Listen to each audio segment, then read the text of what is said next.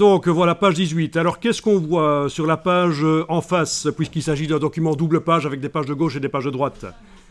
On a une numérotation qui n'a pas le même aspect sur la page de droite que sur la page de gauche. C'est parce que ça a été retravaillé.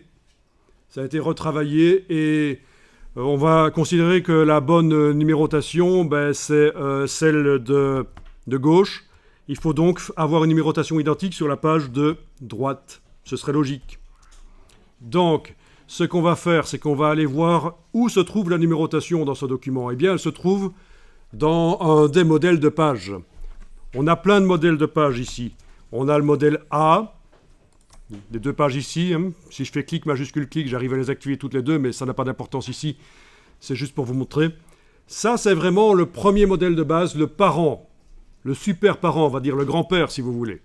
Et ensuite, il y a des gabarits, des modèles de pages qui sont les enfants de ce gabarit A.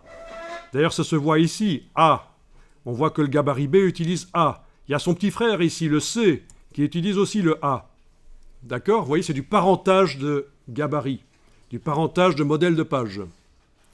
Vous avez d'autres gabarits, le D qui utilise le B pour sa page de gauche et le C pour sa page de droite. Ah. Vous avez le E qui utilise le B pour ces deux pages, le F qui utilise le B pour ces deux pages, le G qui utilise le F, mais en ayant vidé le contenu. Donc tout ça, ce sont des modèles de pages qu'on peut ajouter facilement au document. Et soit si j'utilise le modèle F qui contient déjà des images et du texte, il va falloir que manuellement je supprime les images et le texte et que je remplace par mes propres images et textes. Ou alors le G, directement, ça a déjà été préparé, il y a déjà le texte et les images qui ont été enlevés, donc il faut que j'y amène mes propres textes et images. Vous voyez, c'est ça le principe. Alors, le A contient des lignes roses qui ont été coupées en 3 colonnes par page sur le B et en 4 colonnes par page sur le C. C'est ce qu'on appelle une grille, c'est pour faire une mise en page qui a une structure. Donc quand je fais mon document, j'utilise soit le gabarit B, soit le gabarit C, et je construis, je place mes images et mon texte en respectant cette grille à 3 colonnes ou à 4 colonnes. Le A, en fait, n'est jamais vraiment utilisé tel quel dans la mise en page. C'est juste le premier gabarit qui a servi à faire le B et le C, vous voyez? Alors, si vous regardez dans la mise en page, là, vous allez voir qu'à certains endroits, on a des pages qui utilisent clairement 3 colonnes. Mais il y en a une ici qui a été supprimée, on a mis un titre à la place. Ici, c'est 4 colonnes. Ici, c'était 3 colonnes, voilà. Voilà, c'est ça le principe, on a une structure. Ici, c'est 4 colonnes, mais il y a 2 colonnes ici qui ont été remplacées par les images. On a encore 2 colonnes ici. Voilà. Donc le principe, c'est ça, c'est ça le secret d'une mise en page qui a l'air pro. Il y a une structure d'une page à l'autre, ça ne change pas complètement, on sent qu'il y a une structure derrière. Mais, quand même, d'une page à l'autre, il y a des variantes, ça change quand même un peu. Donc on a le cul entre deux chaises. Entre quelque chose qui ne change pas, la structure, et malgré tout, on amène de la variété.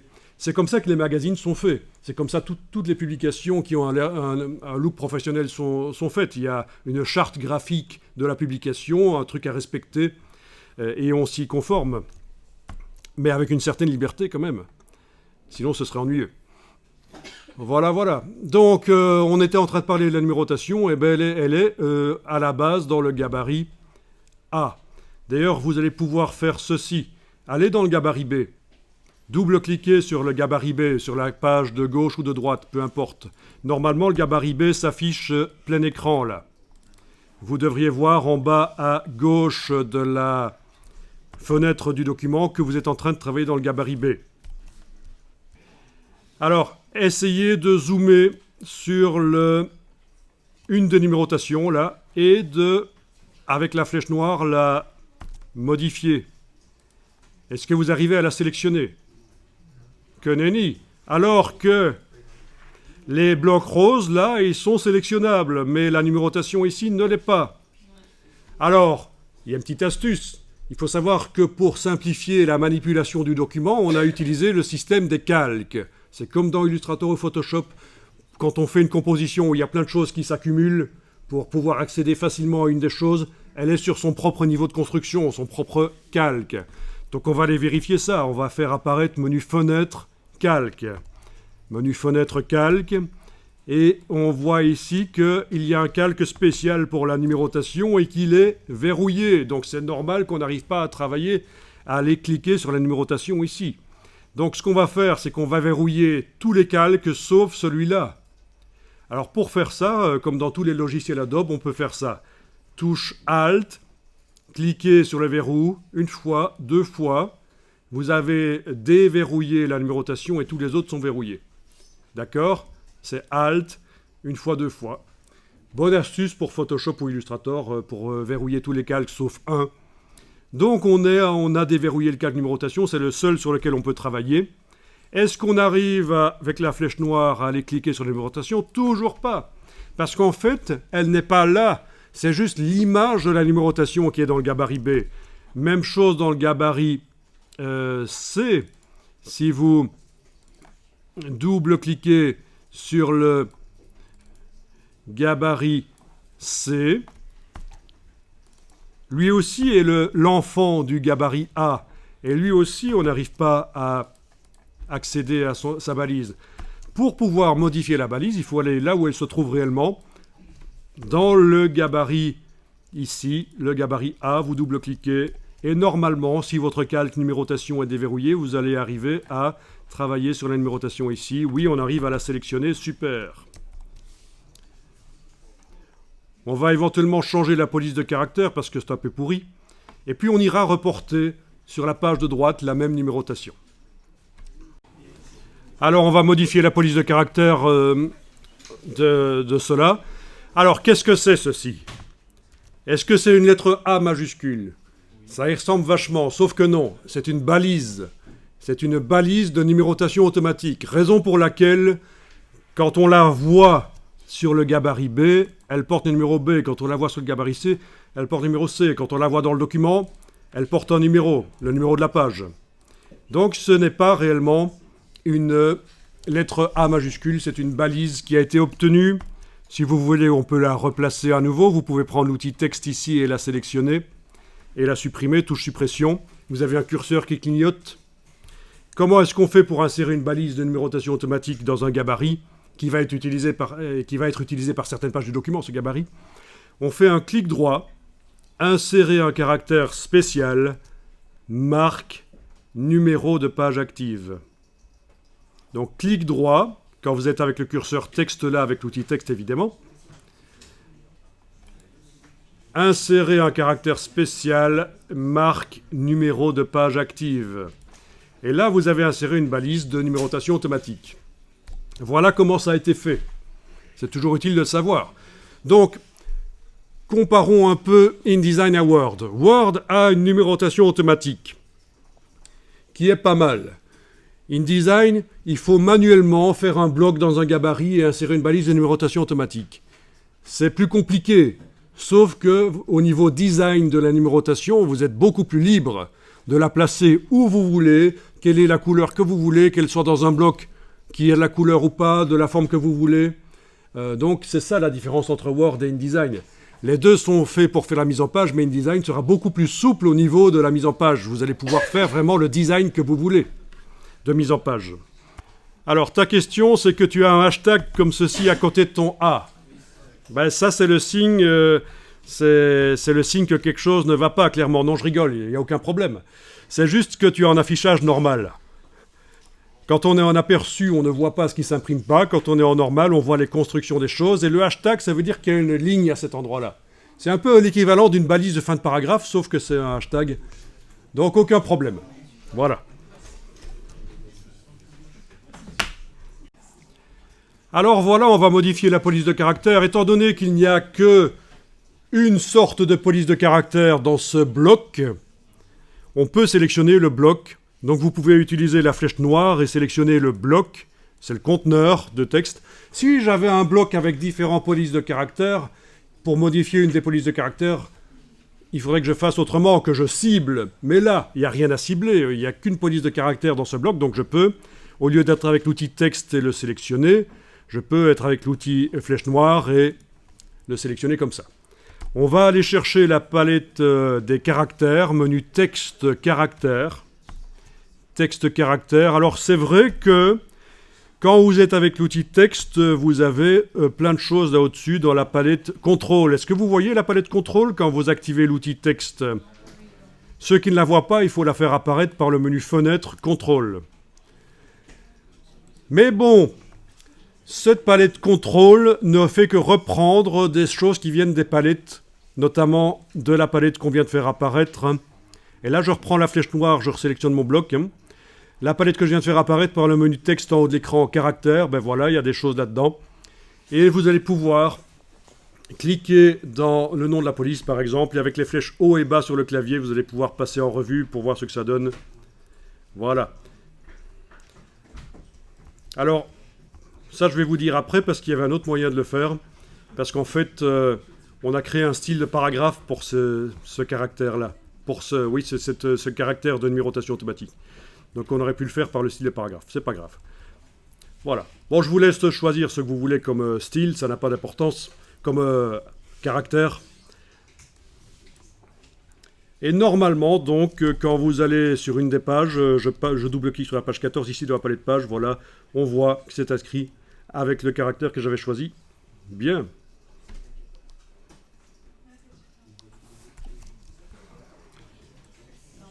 Voilà. Alors, ce qu'on va faire, c'est, avant que je vous parle des styles de paragraphes qui ont été créés spécialement pour cette balise, dans ce document, on va dupliquer la balise et la positionner. Alors, ce serait peut-être intéressant d'enregistrer le document. Alors, vous allez voir, je vais enregistrer le document en changeant régulièrement le nom. C'est une manière de pouvoir récupérer au cas où la version précédente, au cas où ça foire. Donc, fichier enregistré sous. Et vous allez enregistrer dans le dossier que vous avez dézippé. Dans le dossier que vous avez dézippé, vous allez enregistrer le document en changeant éventuellement légèrement son nom ici. Voilà. Je l'appelle par exemple 111. D'accord ? Juste à côté de l'ancien document qui s'appelait 110. Voilà. Le document InDesign. Alors voilà, on zoome en arrière et sur la page de... il faut revenir dans le gabarit ici, parce que je suis sur la page 14, là. Je vais devoir revenir dans le gabarit A, évidemment. Je double-clique sur le gabarit A dans la palette page. Voilà. Et... voilà, j'ai sur la page de droite du gabarit A, j'ai cette ancienne balise que je vais sélectionner. Voilà, et supprimer, touche suppression sur le clavier. Voilà. Donc sur la page de droite. Alors, je reviens sur la page de gauche, avec ma balise ici, voilà, dans son petit bloc. Alors, comme numérotation, c'est moche, hein. Donc il faut des coins arrondis comme ça fait vieillot, et vous n'êtes pas obligé de mettre un fond coloré. Donc on est d'accord, hein, c'est des tests pour montrer qu'on peut le faire. Mais vraiment, quand vous devez faire un document, vous devez analyser quel est le type de design qu'on fait habituellement pour le public cible que vous ciblez. Et il faut faire dans ce genre-là. Voilà. Alors, voyons un peu ça. On a donc complètement effacé le design précédent. La balise qui était à droite, là, sur la page de droite, bien sûr, elle se trouve encore dans les documents précédents. Au cas où je voulais la récupérer, je peux faire un copier-coller entre documents et la récupérer. Oui. Mais alors, voyons un peu. Menu fenêtre, style. Menu fenêtre, style, style d'objet. Fenêtre, style, style d'objet. Vous avez la palette des styles d'objet. Quelle surprise.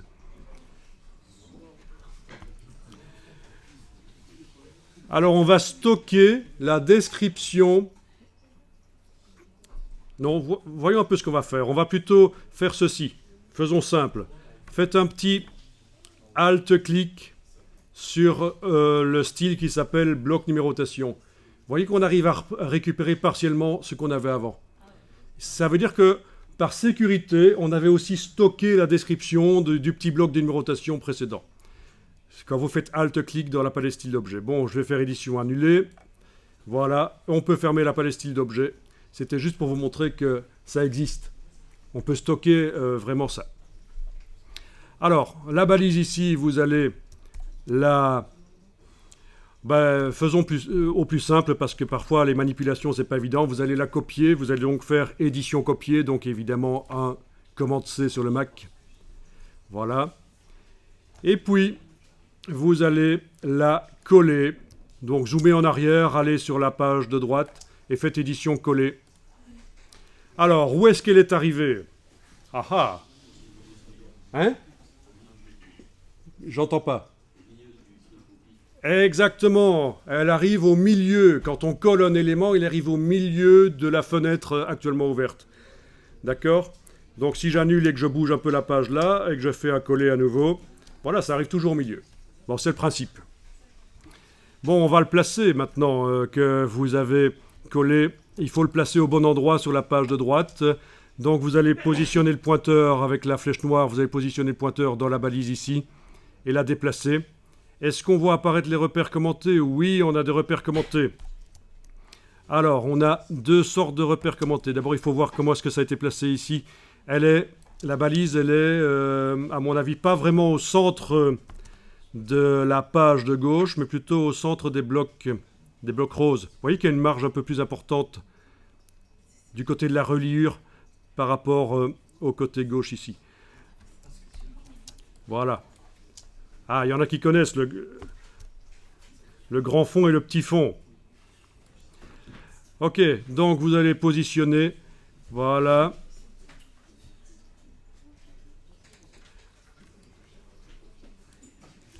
Ok. Bon, on va dire c'est bon comme ça. Et normalement, vous avez maintenant sur toutes les pages la même balise à gauche et à droite. Si je vais dans la palette de pages et que je commence à double-cliquer, alors c'est moche, c'est trop près du bord, mais ça c'est le genre de choses qui sera réglé après. Est-ce que vous voyez que vous avez la même balise à gauche et à droite maintenant? Super.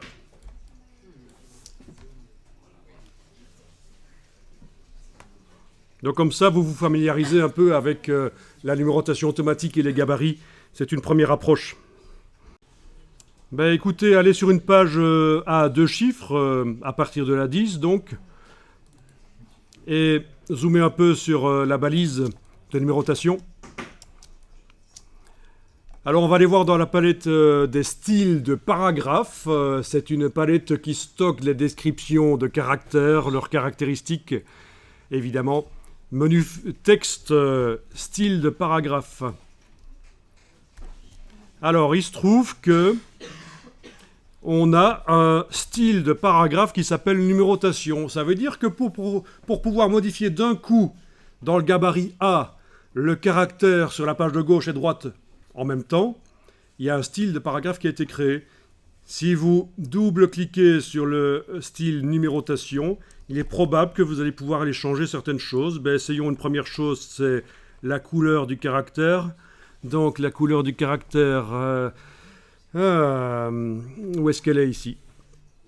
Il y a tellement de choses parce que j'ai des fonctionnalités japonaises qui ont été ajoutées à InDesign dans mon InDesign ici. Voilà, couleur de caractère. Voilà. Vous allez chercher éventuellement couleur papier, c'est le blanc, et vous avez du blanc pour le caractère. Vous pouvez faire OK, évidemment, si vous voulez, et allez voir sur la page, l'autre page. Voilà, l'autre page, ben voilà, toutes les pages ont maintenant des caractères blancs. Pas mal, ça. Donc ça peut être une solution aussi pour modifier rapidement. Quand on a un document double page, c'est d'avoir fait un style de paragraphe. Je continue en double-cliquant sur numérotation, bien sûr, je peux aussi aller modifier la police de caractère aussi, mais également quelque chose qui a été fait dans les formats de caractère avancés. La police précédente, la police un peu script Cray, qui était là au début, vous vous souvenez? J'avais dû la remonter, mais celle-ci n'a pas besoin d'être remontée. Parfois, il faut faire des ajustements. On peut le faire en agissant sur le caractère ou sur le bloc, ça a été fait en agissant sur le caractère. Et c'est ici que ça se passe, dans format de caractère avancé. Vous avez ici le décalage vertical, ce qu'on appelle aussi le pour ceux qui ont fait la mise en page. Le parangonnage. Voilà. Ah, apparemment, vous n'êtes pas allé jusque-là en mise en page. Voilà. C'est un terme typographique, le parangonnage. Ceux qui connaissent le logiciel Quark Express connaissent bien parce que ça s'appelle comme ça. En fait, quand InDesign est arrivé pour concurrencer Quark Express, ils ont fait les mêmes fonctionnalités, bien sûr, mais ils ont quand même parfois évité de mettre les mêmes mots. Et décalage vertical dans InDesign et parangonnage dans Quark Express. Alors Quark Express, maintenant, c'est mort. Hein. Il n'y a plus que combien 0,3% des gens qui utilisent, je ne sais pas, c'est de cet ordre-là. Alors il faut savoir que quand InDesign est arrivé en 1999, en 99 pour ceux qui ne savent pas parler français, je rigole. Eh bien, évidemment, comme chaque fois qu'il y a une nouveauté, il y avait unanimité. Ça ne remplacera jamais Quark Express. Eh bien, évidemment, maintenant, Express, c'est quasiment mort. Mais ça peut être intéressant de le connaître si vous voulez vous spécialiser dans les métiers de la communication. Voilà. Ici, je vais le mettre à -1 parce que je trouve que c'est pas mal. Bien sûr, on pourrait mettre des décimales et même des centimales, etc. C'est extrêmement précis. Extrêmement précis. Eh oui. Non, méfiez-vous quand vous avez des gens qui vous disent « Oui, c'est nouveau, ça remplacera jamais, il n'arrivera jamais ceci. » C'est faux. Ça arrive. Ça me rappelle quand j'ai commencé comme animateur radio en 1904. Je vous raconte ma vie. En 1984, ça va vous faire rire, ça. J'ai commencé comme animateur radio en 1984. Je m'amène dans la radio avec mon lecteur de CD. Oui, c'est pas mal ton truc, mais ça remplacera jamais le vinyle. Oui, on a vu ce qui s'est passé après. Enfin voilà, donc c'est rigolo. Alors voilà, on a réussi à modifier la numérotation, la police de caractère, la couleur, tout aurait pu être modifié. C'est une manière de faire. Alors on va revenir sur certaines des pages. Déjà, ce serait intéressant d'enregistrer le document avant qu'on continue parce que je pense qu'il ne faudrait pas perdre ce qu'on a fait. Donc fichier enregistré sous, toujours dans le dossier que vous avez téléchargé tout à l'heure. Je vais enregistrer sous un autre nom. Ce n'est pas obligatoire de toujours enregistrer sous un autre nom, mais ça me permet de garder l'évolution du travail en plus. Et puis c'est une sécurité. Donc, voyons un peu le document, la palette de pages. Nous avons à un certain endroit des titres et des sous-titres. Est-ce que c'est sur la page... Non, ça, je suis dans le master. Évidemment, ça n'ira pas, là. Repérez-moi un peu sur quelle page. Ben oui, c'est sur la page 18. Voilà, page 18. On a vraiment un grand titre qui se trouve dans un bloc à part. C'est une manière de faire. Un grand titre qui se trouve dans un bloc à part, là. Voilà. On a deux blocs qui sont chaînés. C'est-à-dire que le texte coule du premier bloc vers le deuxième. C'est du chaînage. Si vous essayez de cliquer avec la flèche noire sur ces blocs, vous n'y arrivez pas. Vous savez pourquoi ? Les calques, ben oui. On va aller voir dans la palette des calques ce qui se passe. On est certainement en train de travailler sur le calque numérotation. Ben oui, c'est le cas. Donc, image et texte, c'est pas un nom que InDesign a donné. C'est un nom qu'on a choisi quand on a créé le calque, en fait, ça. Donc, on va faire Alt-clic sur le verrou une fois, deux fois. Et voilà, on est en train de travailler sur le calque image et texte. Et il se trouve qu'en effet, c'est là-dedans que ces blocs se trouvent. Voilà. Alors, si vous déplacez manuellement le bloc de gauche, le bloc de texte de gauche, vous voyez qu'il y a un élastique qui rejoint ce bloc-là au suivant. C'est donc le chaînage. C'est le chaînage. Vous le voyez, le chaînage. Parfois, on ne le voit pas, même si on est en affichage aperçu normal, je veux dire, même si on est en affichage normal, on ne le voit pas. En aperçu, on ne le voit forcément pas. Mais en normal, on est censé le voir. Mais parfois, on ne le voit pas. Et il faut aller le demander dans Affichage, Extra, Afficher le chaînage de texte. Voilà. Mais ça peut être utile pour s'y retrouver, pour voir un texte quand il a rempli un bloc, où est-ce qu'il va couler, dans quel bloc suivant il va couler. Bien. Alors, vous avez des styles de paragraphes qui ont été faits pour ces différents niveau de texte. Donc dans la palette des styles de paragraphes, si vous prenez l'outil texte, vous cliquez dans le grand titre là, il s'appelle titre dans cartouche. Le titre, les sous-titres là s'appellent titre de second niveau. Le corps du texte, le body, le texte principal du document s'appelle corps du texte. Voilà. Alors un truc qui pourrait être bien, et là je vais cliquer avec la flèche noire à côté, faites-le aussi, cliquez à côté de la page, rien n'est sélectionné sur les pages, donc c'est de renommer titre dans cartouche, parce qu'à l'origine, ce titre gris était dans un cartouche, dans un bloc couleur avec des bords arrondis, c'était assez foireux, ça a été modifié par la suite, mais le nom du style est resté le même. Donc après avoir cliqué avec la flèche noire à côté de tout, vous allez double-cliquer sur titre dans cartouche, et vous allez renommer ça. On va l'appeler titre de premier niveau, voilà. C'est un grand titre, voilà. Ok. Bien. Alors ce serait bien de regrouper ces trois styles qui concernent le texte du document, les regrouper dans un groupe. Donc vous allez pouvoir créer un groupe et les glisser dedans.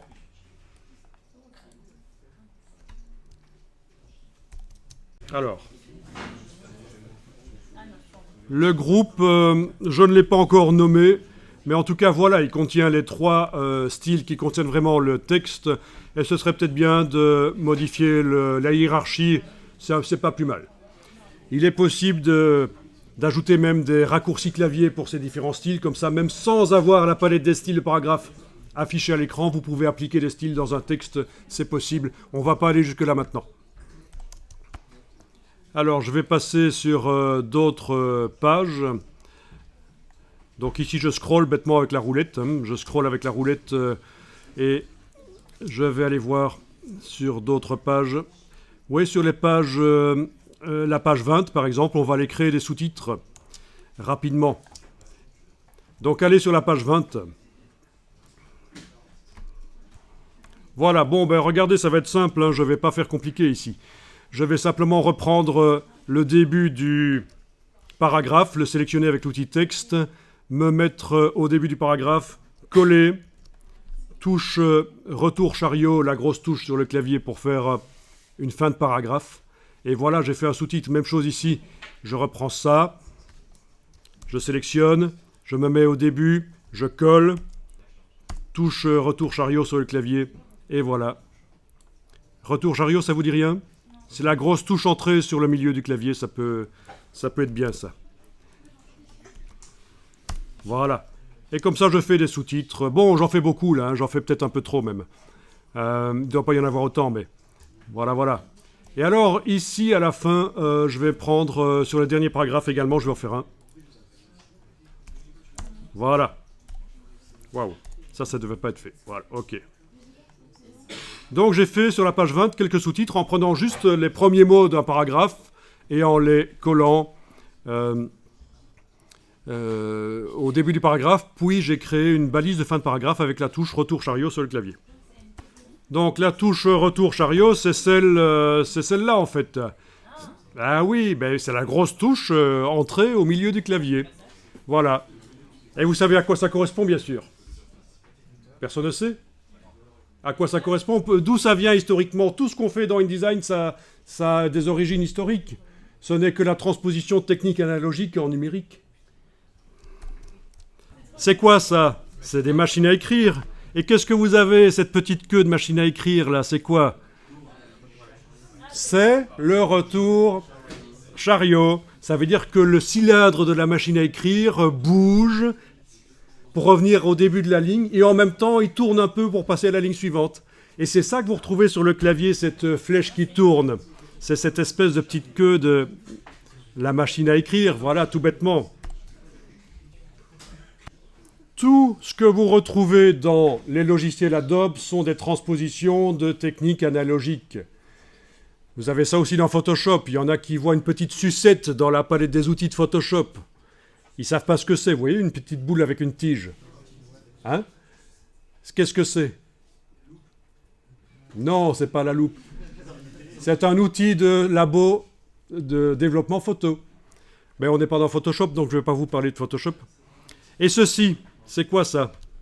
Ça, ça, ça, ça, ça, ça. C'est quoi ça? Ah, personne ne sait ce que c'est? Mais ça vous paraît pas bizarre? vous utilisez des logiciels comme Word ou d'autres logiciels de mise en page, vous avez ce truc bizarre là, qui a le curseur texte, et ça vous dit pas mais c'est quoi ce truc? Un peu de curiosité, s'il vous plaît. Hein. Pourquoi cette forme bizarre? Je vous montre. Voilà. Ça s'appelle un composteur typo. C'est au moment des caractères mobiles, donc c'est jusque mi-20e siècle, ça a survécu, vivoté. Mais ça, bien avant, au 19e siècle, déjà, c'était remplacé par d'autres techniques automatisées. C'est-à-dire que le typographe aligne des caractères en négatif dans un composteur et ça va lui servir à faire des blocs de texte. Chaque fois qu'il a fait une ligne ou un mot, il va le placer et ça finit par créer des blocs texte. Et c'est ça que vous retrouvez en fait dans InDesign, cette forme spéciale, c'est un composteur de typographe. Donc tout ça pour dire que c'est quand même marrant de retrouver ces icônes et d'apprendre à quoi ça correspond. Alors retournons à nos moutons ou à nos loups, c'est la même chose. Ça n'a pas le même goût, bien sûr. Retournons à ça. Vous avez donc créé artificiellement dans votre texte ici, parce que c'était nécessaire pour l'exercice, vous avez créé des sous-titres. Est-ce que je vous avais dit que quand vous étiez avec l'outil texte dans un texte, pour pouvoir bouger sur la page, c'est la touche Alt? Oui, je vous l'avais dit. Hein. Oui. Ok. Eh bien ici, je vais appliquer rapidement le style sous-titre à ces différents sous-titres, ou titres de deuxième niveau. Je clique n'importe où, il n'y a pas besoin de sélectionner entièrement. On clique là-dedans, InDesign sait que c'est dans ce paragraphe-là qu'on travaille. Voilà, et je lui applique titre de second niveau, même chose pour les autres. Alors, c'est pas génial peut-être comme aspect, mais on pourra modifier rapidement tout le document par la suite avec les styles de paragraphe. Il suffira de modifier le style ici, ça va se répercuter dans tout le document. C'est le principe du style. Ça stocke la description. Voilà.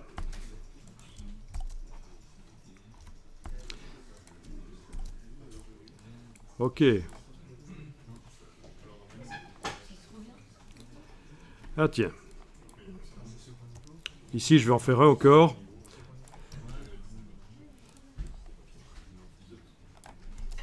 Voilà. Voilà. Ben voilà, vous avez une mise en page qui commence à se faire, quoi.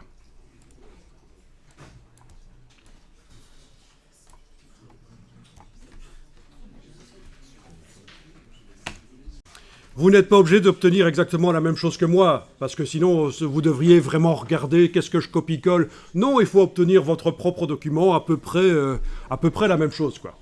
Alors, regardez ce qui suit, vous n'êtes pas obligé de le faire parce que tout le monde n'a pas le problème. Ici, j'ai un titre de second niveau qui termine la colonne, c'est super foireux, vous voyez, et en plus, il continue la même sur la colonne d'après. Donc, puisque c'est chaîné, si je prends la flèche noire et que je clique sur le bloc ici, en étant en affichage normal, je vois l'élastique qui dit que le texte coule de ce bloc-là vers celui-là. Voilà. Et puis après, ça se termine et il y a même du texte en excès, il y a du texte qui n'apparaît pas. C'est pas grave. En tout cas, voilà, on a 3 blocs chaînés sur cette double page. Et on a le titre là qui pose problème. Alors, regardez ce qu'on peut faire. Ne le faites pas nécessairement, vous regardez simplement. Je vais ici prendre le curseur texte et positionner devant le titre. Et manuellement, je vais insérer une balise qui va dire que je chasse le titre au bloc suivant. Avec un clic droit, insérer un caractère de saut de bloc. Et voilà, le titre se retrouve complètement au bloc suivant. Et sur le bloc précédent, j'ai cette balise qui est apparue, c'est la balise que je viens d'insérer. Donc ça, c'est manuellement régler le problème de cette mise en page qui était un peu foireuse. Maintenant, je vais supprimer la balise. Je la sélectionne, touche suppression, le problème est revenu. J'ai toujours mon titre qui est là, en 2 parties. Eh bien, voilà ce que je vais faire maintenant. Je vais faire une autre méthode qui va appliquer une règle qui sera valable pour tout le document. Jamais un sous-titre ne se trouvera en fin de bloc comme ça. Je prends la flèche noire d'abord et je vais cliquer à côté de tout pour tout désactiver. Rien n'est sélectionné. Et je vais télécommander ça au départ des styles. Alors, je vais aller dans titre de second niveau.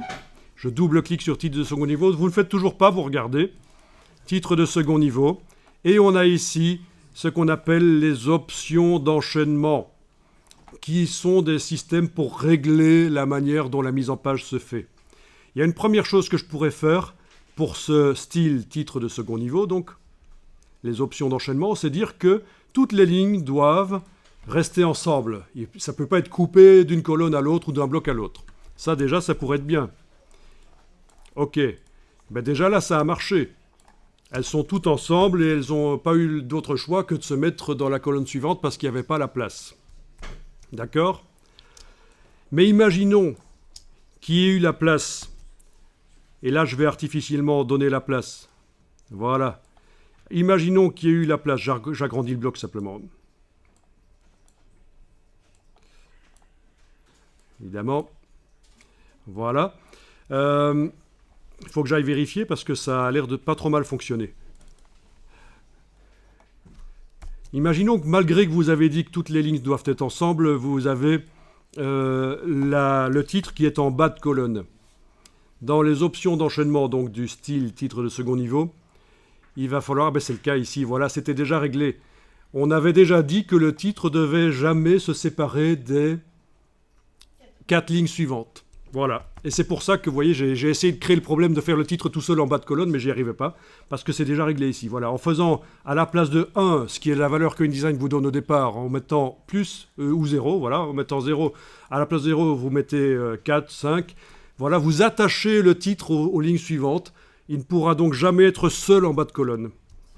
Et voilà. Mais c'était déjà réglé dans le document que vous avez ouvert et qu'on a ouvert, c'était déjà réglé comme ça. Il y avait déjà cette option d'enchaînement-là qui était réglée. Ok. Donc ça, c'est pas mal. Donc ce que vous pourriez faire, vous, c'est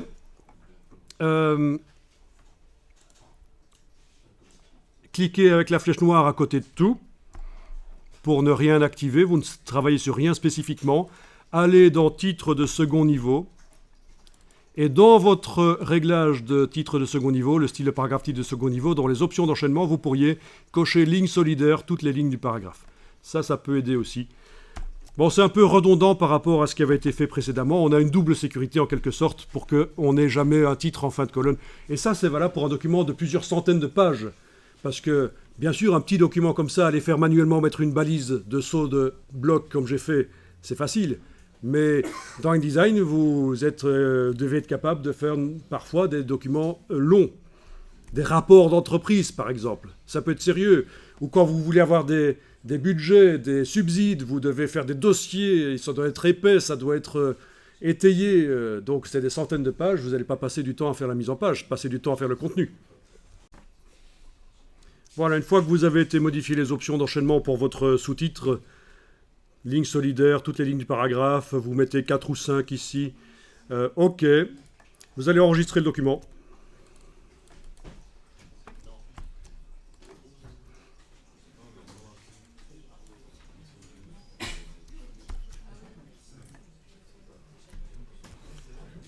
Alors, ce qu'on va faire ici, c'est qu'on va numéroter les paragraphes, automatiquement, bien sûr. Bon, c'est quelque chose qui peut se faire dans InDesign aussi, bien sûr, pas de problème. Ah tiens, j'ai un truc foireux ici. Bon, c'est pas grave. Ok. Le bloc avait bougé. Ok. Alors, pour numéroter, vous n'allez pas avoir besoin de manipuler le texte ici. Vous allez pouvoir le faire par les styles. On va télécommander ça. Vous cliquez à côté de tout, rien n'est sélectionné, donc à côté d'une page, rien n'est sélectionné. Vous allez double-cliquer sur le style qui s'appelle titre de premier niveau. Et dans les réglages du titre de premier niveau, vous avez quelque part ici quelque chose qui s'appelle puce et numérotation. Vous allez ici dire que vous voulez une numérotation de type numéro, voilà. Quel type de numéro? Bon, il y a plein de formats, il y a les romains, etc. Gardez le premier, là, c'est bien. 1, 2, 3, 4, comme ça, c'est bon. Avec la case aperçu cochée, est-ce qu'on voit ce que ça se numérote? Ben oui, ça a l'air de se numéroter. D'accord. Bon, ben vous pouvez cliquer sur OK. Alors, voyons un peu. On a ici sur la page 20 le premier titre, Le loup dans les Ardennes, il porte le numéro 1. Le titre suivant sur la page 22 porte également le numéro 1. Ah ah. Donc il n'y a pas de continuité. Sur la page 18, on a aussi le titre qui porte le numéro 1. Bon, c'est parce qu'en fait, on n'est pas dans un document en flux continu. Le titre est dans son bloc à part des autres blocs. C'est pas comme si on avait vraiment un chaînage total dans tout le document et donc il y a une petite opération en plus à faire. Je pense que si vous étiez dans un document à flux continu, qui est moins intéressant au niveau composition, mais qui ressemble plus à un document d'entreprise un peu monotone, ça aurait fonctionné tout de suite. Alors on va tester ça, on va continuer. Vous n'avez toujours rien qui est sélectionné. Alors voilà, on va régler le problème en n'ayant donc toujours rien qui est sélectionné. Vous avez cliqué à côté de tout, vous allez à nouveau modifier titre de premier niveau. Et donc dans ce cas-là, dans le cas d'un document qui n'est pas vraiment en flux continu, avec du texte qui est chacun dans son bloc, sans être nécessairement chaîné, il va falloir faire une petite astuce pour que l'ordre d'apparition dans le document des titres soit pris en compte. Vous allez donc modifier votre titre de premier niveau et vous allez ici indiquer puce et numérotation. Il faut créer une liste. Voilà, liste, nouvelle liste. Vous lui donnez le nom que vous voulez, mais je vais l'appeler numéro, idiot, des grands titres, voilà, peu importe. Continuez la numérotation au fil des articles. Un article dans InDesign, c'est un texte qui est dans un bloc. Hein? Donc on a plein d'articles dans ce document.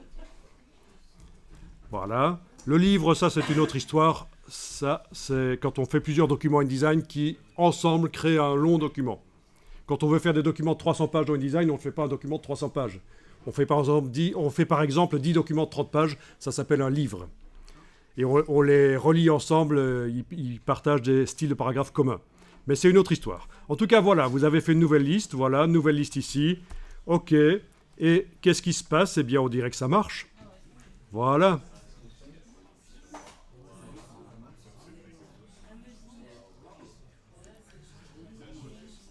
Donc sur la page... Où est le premier titre en fait?